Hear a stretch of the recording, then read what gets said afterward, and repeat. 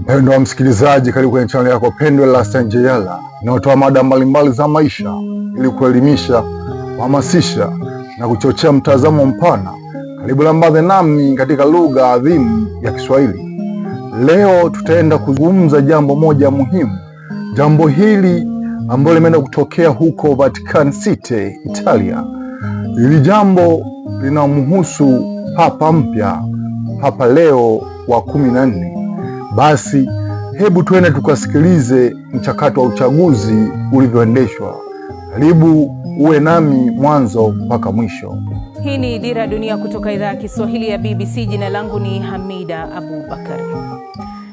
Tunaanza na taarifa kuu ambapo makardinali jijini Vatican wamemchagua papa mpya kuliongoza kanisa Katoliki. Papa huyo mpya amechagua jina la Leo wa 14. Jina lake asilia ni Robert Prevost, raia wa kwanza kabisa Marekani kuongoza kanisa Katoliki. Huu ndio wakati ambao tangazo hilo lilifanywa katika roshani ya kanisa la St. Peter, huku maelfu ya waumini na watu wengine wakikusanyika katika eneo hilo kutazama. Na huu ndio wakati ambapo moshi mweupe ulianza kufuka kwenye dohani la kanisa la Sistine kuonyesha kwamba angalau theluthi mbili ya makardinali wamekubaliana ni nani atakayemrithi Papa Francis. Kufuka kwa moshi huo kumesababisha sherehe nje ya ukumbi wa St. Peter's huko Vatican. Makundi yameonekana kusherekea na kupeperusha bendera huku kengele za St. Peter's Basilica zikilia. Makardinali hao wamefanya uamuzi wa haraka kwa sababu kura zilianza kupigwa tangia jana Jumatano. Uchaguzi wa mwisho wa papa ambao ulimchagua Papa Francis mwaka 2013 ulijiri kwa siku 2 na ulihusisha kupiga kura za raundi 5. Hivi sasa tunajiunga naye mwandishi wa BBC Anthony Irungu mubashara kutoka Vatican. Irungu, unanisikia hapo ulipo? Kwanza kabisa tueleze kipi kinajiri wakati huu wa sasa huko Vatican?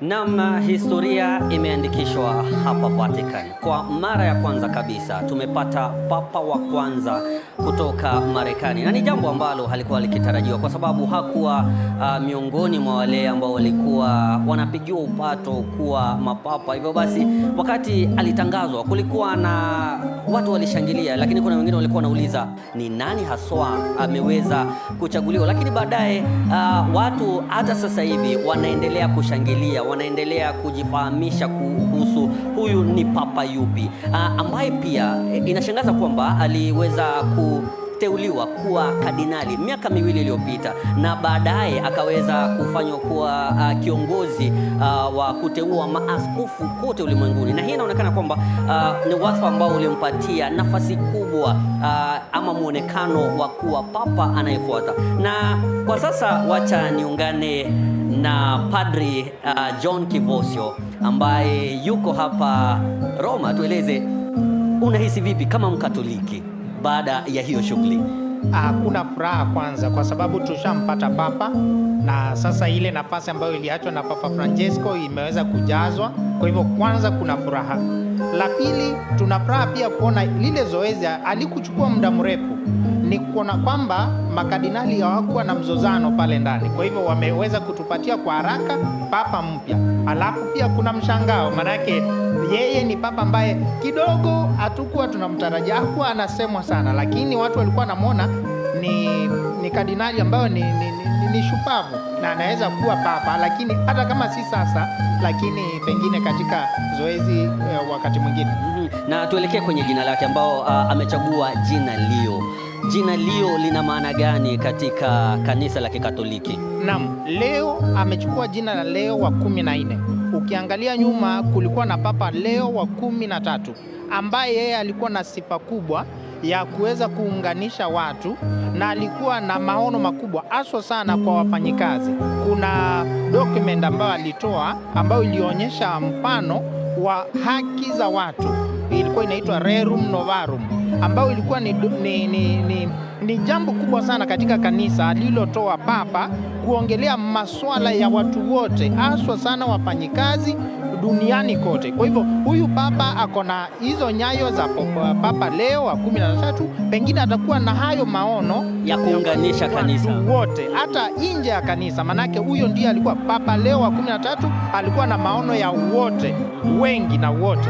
Kwa hivyo na kuna wengi ambao walikuwa wanatarajia kwamba tunaweza angalau kwa mara ya kwanza tunaweza pata papa Mwafrika ama kutoka bara Asia. Hii ina maana gani? Kwamba Afrika hatujafikia hicho kiwango cha kupata papa? Mimi kwa maoni yangu naona kwamba, manake ukiangalia kanisa la Afrika iko na takriban karne 4. Kanisa la Europa imekuwa hapa kwa hizo karne zote. Kwa hivyo naona hii kwenda Amerika ni njia kwamba tuko njiani. Papa Francesco alikuwa wa Latin America.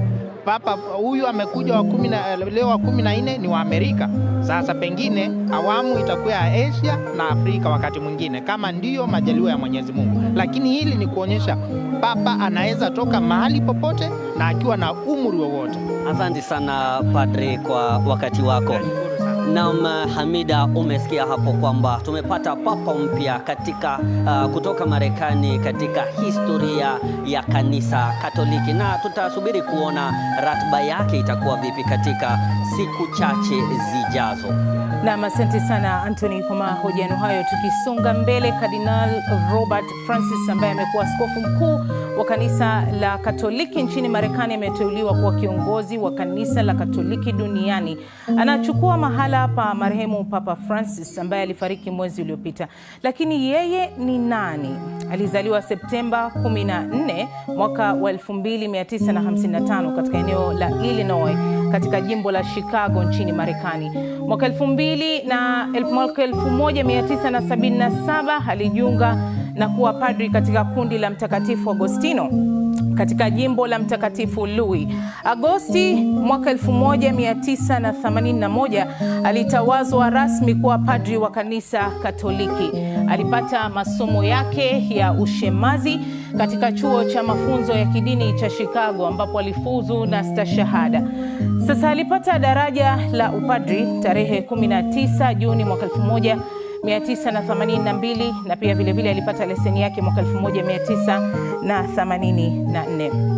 Kisha akatumwa kufanya kazi katika utume wa Chulucanas huko Piura nchini Peru. Na 1987 katika miaka hiyo alitunukiwa shahada ya uzamivu. Katika mwaka huo alichaguliwa kuwa mkurugenzi wa misheni ya jimbo la Agostinian la Mama wa Mshauri Mwema.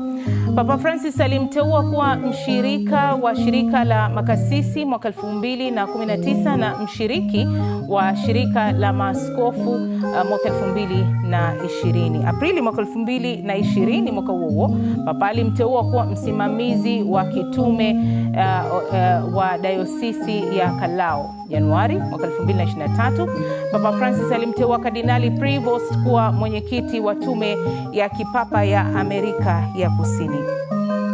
Na hii leo Kardinali Robert Francis amechaguliwa rasmi kuwa kiongozi wa kanisa la Katoliki duniani na kuchagua jina la Papa Leo wa 14. Sasa ili kufahamu zaidi, naungana na wanahabari wawili ambao wamekuwa wakifuatilia masuala ya Vatican kwa karibu, ambao ni Francis Mutegi pamoja na Robert Kiptoni. Kianza na wewe Francis, hisia zako zipi kufuatia kupata papa mpya hii leo? Mwanzo kabisa nashukuru kwa fursa hii ya kuchangia katika mazungumzo haya, kuchambua jinsi uchaguzi wa papa umeendeshwa. Ni fahari kubwa, ni jambo la kufurahia, ni jambo la kuwasha mshawasho miongoni mwa Wakristo wa Katoliki kote duniani, kwa sababu jambo la kwanza ni kwamba tuna papa ambaye si kutoka Europa katika kipindi cha awamu 4 sasa mfululizo, tokea Papa John Paul wa kwanza ambaye alihudumu kwa siku 33 pekee, kisha akaridhiwa na aliyechukua hilo jina akajifanya papa wa pili, John Paul, ambaye ni John Paul wa pili hivi sasa mtakatifu. Kisha akaja Benedict ambaye alikuwa anatoka Europa, lakini kutokea hapo tukaenda kwa Francis, na sasa tumeanza kutoka bara Europa na kupea nafasi mataifa mengine ya mabara mengineyo. Na wakati huu baada ya bara lile la kusini mwa Amerika kupata, sasa bara la kaskazini mwa Amerika limepata, na uhusiano upo kwa sababu umesema amezaliwa na akaishi maisha ya Peru pale. Hapana shaka Umarekani ndo msingi wake wa uzawa. Kwa hivyo ni jambo la kufurahia na la kutia moyo sana kwa Wakristo wa Katoliki kote duniani. Naam, asante sana Robert Kiptoo ambaye ni mhariri wa BBC Radio, tunaungana naye pia vile vile.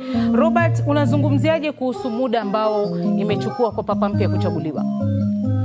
Kwa hakika muda ambao umechukua kuteua papa mpya umekuwa mdogo sana, na kuashiria kwamba ni umoja ndani ya kanisa Katoliki, kwa sababu hapo awali kulikuwa na wasiwasi kwamba huenda ikachukua muda mrefu, lakini kutokana na vile tulivyoshuhudia tangu hapo jana, kwa sababu hapo jana walipiga kura moja tu peke yake, na hii leo baada ya kupiga kura ya kwanza mwendo wa asubuhi, ni nyingine mwendo wa saa 6 za mchana, hawakuafikiana, lakini leo jioni hatimaye wakaafikiana. Hii inaashiria kwamba licha ya ushindani ambao ulikuwepo, inaonekana kwamba wengi waliafikiana kwa haraka ili kuweza kuepusha jambo linaloonekana kwamba kanisa la Katoliki limegawanyika. Lakini sasa kutokana na matokeo haya ya haraka, inaashiria kwamba makardinali wote kwa pamoja waliweza kuafikiana kwamba huyu Papa Leo wa 14 ndiye anayestahili kupewa nafasi hii ya kuongoza kanisa Katoliki baada ya kifo cha Papa Francis.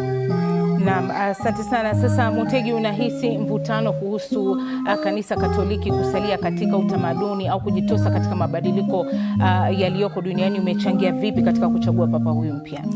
Jambo la msingi ni kwamba mabadiliko yamefanywa tangu achukue mamlaka Papa Francis aliyetuondokea, kwa sababu alitumia mfumo wa mageuzi mno katika usimamizi na maendesho ya kanisa, na ombi la wengi ni kwamba msingi huu utaendelezwa na papa aliyemrithi, kwa sababu mabadiliko hayo ni sharti ya dumisho kwa misingi kwamba kanisa hivi sasa haliwezi likakubali kurudi nyuma wakati dunia nzima inasonga mbele kwa misingi ya teknolojia, misingi ya utandawazi, kwa misingi ya jamii kuwa moja kote duniani. Nyakati zile za awali mapapa walichukua muda mfupi sana, mrefu sana kuchaguliwa, kwa sababu makardinali walichukua muda mrefu kusafiri na kufika kule na kuanza vikao, na hata kuna wakati walikuwa wanafungiwa na nyimwa chakula ili waweze kumchagua papa. Lakini sasa mabadiliko yanayoonekana duniani na utandawazi yanalazimu kwamba lazima papa naye rithi sasa aendeleze mageuzi ambayo yameanzishwa na mtangulizi wake Papa Francis. Na Francis Mutegi pamoja na Robert Kiptoo tutaweza kurudi kuendelea na mazungumzo yetu haya. Sasa hii ni Dira Dunia kutoka idhaa ya Kiswahili ya BBC.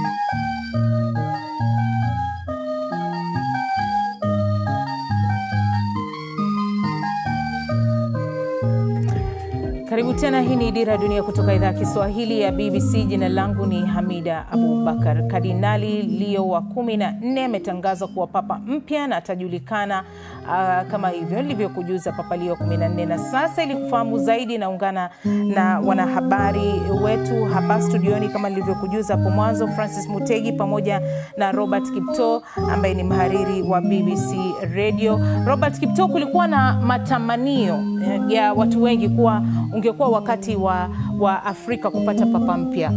Hii imekuwaje? Kwa kweli ni masikitiko kwa wengi, ila tu kama mwenzetu alivyosema hapo awali, shughuli ya kumteua papa ni shughuli ambayo ni ya kisiri sana. Kumbuka kwamba makardinali wanapokuwa kule ndani wote wako katika kiwango kimoja, na wanapopiga kura wanapiga kura ya kisiri, na wanapopiga kura hiyo wanapiga kwenye karatasi kimeandikwa kwamba ama imeandikwa kwamba ninamchagua papa ambaye atakuwa kiongozi. Kwa hivyo yeyote atakayechaguliwa kwenye kundi hilo basi atakuwa kiongozi wa kanisa la Katoliki. Lakini kwa bara la Afrika pengine itachukua muda, lakini wakumbuka kwamba ni jambo la kisiri na pengine wakati wetu haujafika, lakini utakumbuka kwamba kanisa la Katoliki lina maadili yake. Hakuna lolote linalotoka kwenye ndani ya ukumbi ya uchaguzi, kwa sababu tunalopokea ni peke yake ni ule moshi mweusi ama mweupe. Kwa hivyo kuweza kujua vipi watu waliweza kupiga kura vile vile ni vigumu sana, ukizingatia kwamba bara la Afrika lina makardinali 29 pekee, ukizingatia wale waliokuwa wakipiga kura ni 133.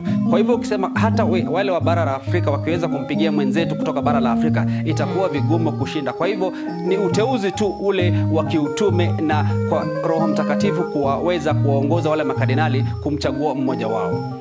Naam, Mutegi, tumezungumza kuhusu Afrika, bara la Afrika limeachwa wapi kuhusiana na swala hili zima la matamanio yao ya kupata papa wa Kiafrika. Sasa waumini wa kanisa Katoliki kutoka Afrika pia vile mashariki watarajie nini kwa sasa?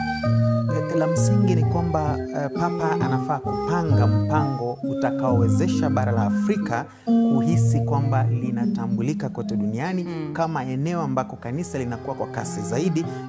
Bara la Afrika huchangia takriban asilimia 20-21 ya Wakatoliki kote duniani, ambao ni idadi ya bilioni 1.4 hivi, lakini eneo la Afrika Mashariki kwa mfano limebahatika kwamba hapa ndiko Baba Mtakatifu mara ya kwanza Paul wa 4 alizuru katika bara la Afrika mara ya kwanza katika kizazi cha sasa, miaka ya 65 hivi 68, na alafu akaja tena Papa John Paul wa pili ambaye alifika Kenya, na yule Papa wa kwanza Paul wa 4 alifika Uganda, lakini Papa John Paul wa pili ambaye sasa ni mtakatifu aliingia Kenya, aliingia Uganda, aliwahi kwenda DR Congo, aliwahi kwenda Nigeria, aliwahi kwenda Afrika Kusini. Kwa hivyo hapa Afrika Mashariki pengine matarajio yetu ni kwamba Papa Francis alipozuru eneo hili pia alifika Kenya, akafika Uganda na kadhalika, akaenda DRC na Kongo na taifa la Jamhuri ya Afrika ya Kati. Kwa sababu hiyo eneo hili la Afrika Mashariki lina matamanio kwamba huyu papa ataona haja ya kuzuru mataifa ya Afrika zaidi kama njia mojawapo ya kuonyesha mataifa ya Afrika kwamba yanatambuliwa katika mchango wake kwa kanisa, na hasa kwa sasa vile hayajapata kuchaguliwa, kuna uwezekano kwamba pengine papa anayefuata sasa, kwa sababu bara la Amerika Kusini limepata, Kaskazini limepata, pengine Asia na Afrika ndio itakuwa katika awamu inayofuata. Hatujui ni lini, kwa sababu hatujui huyu ataishi miaka mingapi, japo ukweli ni kwamba bara la Afrika lazima liidumishwe, kwa sababu ulinzi wa maendelezo ya kanisa ya Katoliki upo katika bara la Afrika kutokana na msingi kwamba hapa ndiko kanisa linakuwa kwa kasi. Naam, asante sana Francis Mutegi pamoja na Robert Kiptoo ambaye ni mhariri wa BBC Radio kwa kuweza kuwa nasi jioni hii leo kuzungumzia kuhusu uteuzi huu wa papa mpya. Kumbuka kwamba tutakuwa tunaendeleza tu mazungumzo haya hapo kesho kuweza kuangalia mengi zaidi yanayohusu uteuzi huu. Na kwa habari hiyo sina la ziada. Naitwa Hamida Abubakar. Tukutane kesho panapo majaliwa. Kwa heri.